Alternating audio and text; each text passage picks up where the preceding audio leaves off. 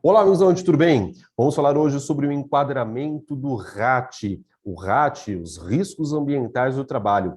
Rafael, como é que eu faço o enquadramento do RAT? Aliás, professor, o que é o RAT? Amigos, o RAT é assim, ele é uma alíquota de 1, 2 ou 3% aplicado sobre a base da folha de pagamento da empresa, ou seja, é o encargo que a empresa paga, não é descontado do funcionário, né? É o encargo que o empregador paga sobre a folha de pagamento dentro da guia previdenciária, junto com os demais valores que compõem essa guia. Então, paga ali junto com os valores de INSS que descontou dos trabalhadores, com o INSS empresa, né, a quota patronal calculada sobre a folha de pagamentos, 20%, com a alíquota de terceiros, né, as outras entidades, tudo isso forma a guia previdenciária que o empregador paga, e entre esses valores está o valor do RAT, 1, 2 ou 3%. E aí, como eu faço este enquadramento? Como eu sei se é 1, 2 ou 3%? Eu preciso verificar qual é a atividade preponderante da empresa. Tudo bem? Professor, o que é atividade preponderante? É a atividade principal? Não. Ou melhor, não necessariamente. Pode ser que seja, pode ser que não. Vamos fazer aqui uma separação. Atividade principal, quando eu falo assim, CNAE principal, né, Classificação Nacional de Atividade Econômica Principal, é aquela que está, sim, no cartão do CNPJ da empresa. Então, se você abrir o cartão do CNPJ da sua empresa, você vai ver que tem o CNAE principal, então, a atividade econômica principal que a empresa desenvolve, e as atividades econômicas secundárias, outras atividades que a empresa desenvolva. Toda empresa é obrigada a elencar ali todas as atividades econômicas que ela vai explorar. Muito bem, mas no cartão do CNPJ eu tenho a principal e as secundárias. Qual é a preponderante? Repito, a atividade preponderante é aquela atividade econômica que o empregador tem o maior número de empregados e trabalhadores avulsos. Professor, trabalhador avulso, não é minha intenção explicar aqui o trabalhador avulso, mas o trabalhador avulso não é o autônomo, tudo bem? Autônomo é contribuinte individual. Empregado é aquele com vínculo de emprego, regido pela CLT. Trabalhador avulso é aquele que, na grande maioria das vezes, presta serviço na área portuária, com intermédio do órgão, o órgão gestor de mão de obra. Costumo brincar em aula que o trabalhador avulso no Brasil é uma figura raríssima, é quase um boto rosa, né? Está em extinção, é difícil você ver um trabalhador avulso. Eu, por exemplo, nunca trabalhei com um trabalhador avulso, volto a dizer, a grande maioria deles estão na área portuária, mas você também encontra trabalhador avulso em ensacamento de café, cacau, extração de sal, e aí tem o intermédio do sindicato. Não vou ficar falando muito de trabalhador avulso, porque nem é o objetivo dessa mini videoaula, porque a minha ideia aqui é falar com você sobre o enquadramento do RAT, tudo bem? Então, amigos, olha só. Eu preciso, primeiramente, verificar qual a atividade preponderante. Eu vou dar o meu exemplo. Imagina que a Avante ela é uma empresa de treinamentos e consultoria. Se eu olhar o cartão do CNPJ da Avante, a atividade principal da Avante é treinamentos. E quando eu vou olhar lá nas atividades secundárias, entre as atividades secundárias que eu tenho ali, eu tenho consultoria. Tudo bem? E aí, qual que é a minha atividade preponderante? Treinamento ou consultoria? Bom, eu preciso saber qual é a atividade que eu tenho o maior número de empregados e trabalhadores avulsos. Não vou ficar falando muito do avulso, porque, volto a dizer, não é a realidade das empresas brasileiras. Então, eu tenho que olhar mais empregados. Empregados, hein? Não estou falando de contribuinte individual, não estou falando de estagiário, nada disso. Estou falando de empregados, que têm vínculo de emprego, contrato regido pela CLT. Qual é a atividade que a Avante tem mais empregados? É treinamento? É consultoria? É isso que eu tenho que verificar. Porque, amigos, um exemplo, tá? Se eu disser assim, eu tenho 5 treinadores e tenho 8 consultores, a minha atividade preponderante será consultoria. Tudo bem? Agora, se eu disser assim, opa, Eu contratei mais 4 professores, mais 4 treinadores, e eu passei a ter 9 treinadores e 8 consultores. E agora? A minha atividade preponderante passou a ser treinamento. Legal? Quem tem a responsabilidade de fazer este enquadramento, o empregador. Mas se vier o fiscal trabalhista, ele pode autuar a empresa caso ela faça o enquadramento errado. Outra coisa importante, o RAT, ele é feito por estabelecimento da empresa, hein? Ah, professor, eu tenho uma matriz e 2 filiais. Para cada estabelecimento, eu vou fazer essa análise. Qual é a atividade preponderante, portanto, qual é a atividade econômica que eu tenho maior número de trabalhadores, maior número de trabalhadores empregados, né, em cada um destes estabelecimentos. Tudo bem? Legal? Por quê? Porque a partir do momento que eu defini qual é a minha atividade econômica preponderante, eu preciso ir no anexo 5 do decreto 3048 de 99.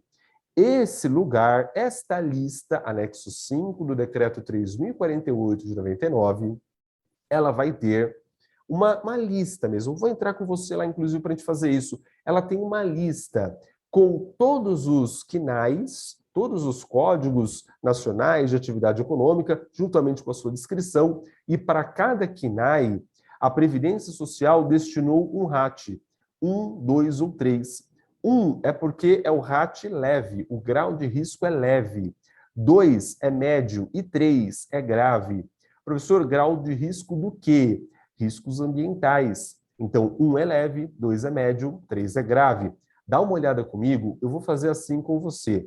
Nós vamos entrar juntos no decreto previdenciário. Então, nós vamos lá no decreto 3048 de 99 e nós vamos no anexo 5 deste decreto. Deixa eu compartilhar com você aqui na tela. Então, pronto, já estamos verificando, já estamos olhando o decreto 3048 de 99. Amigos, o que eu preciso ver é o anexo 5. Então, vou dar aqui um Ctrl F e colocar anexo 5. 5 assim, né, em número romano. Percebe que ele achou duas opções, né? Ele achou 2 vezes a palavra anexo 5.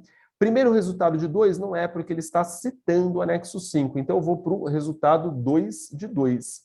Pronto, tá lá. Download para o regulamento da Previdência Social, anexo 5. Eu vou clicar aqui. Perceba que esta relação, esta listagem, ela vai trazer na primeira coluna o código CNAE. Na segunda coluna, qual é a descrição dessa atividade?